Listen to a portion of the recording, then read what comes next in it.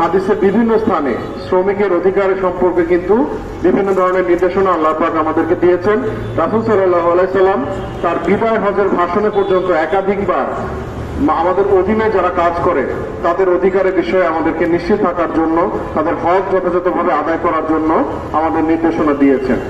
একটা জিনিস লক্ষ্য করবেন যে এই বিষয়গুলো আজ থেকে 1400 বছর আগে আমাদের প্রিয় নবী সাল্লাল্লাহু আলাইহি ওয়াসাল্লাম তিনি যেভাবে বলে গিয়েছেন, এখনো আসলে আমরা বিভিন্ন স্থানে কিন্তু তার বরখেলাপ পাই।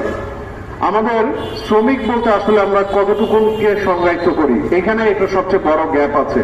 শ্রমিক শব্দটা যখন আমাদের মানে মানে যখন আলোচনা হয়, বলা হয়, তখন আমাদের কাছে মনে হয় যে যারা পরিবহনের সাথে জড়িত, যারা কলকারখানায় কাজ করে তাদের সাথে জড়িত, যারা ফ্যাক্টরিতে কাজ করে তাদের সাথে জড়িত, এই ধরনের কিছু বোঝায়। অথচ এই টোটাল বিষয়টাকে কিন্তু ইসলাম অন্যভাবে দেখে। আপনি মালিক, আপনি হয়তো একটা দোকানের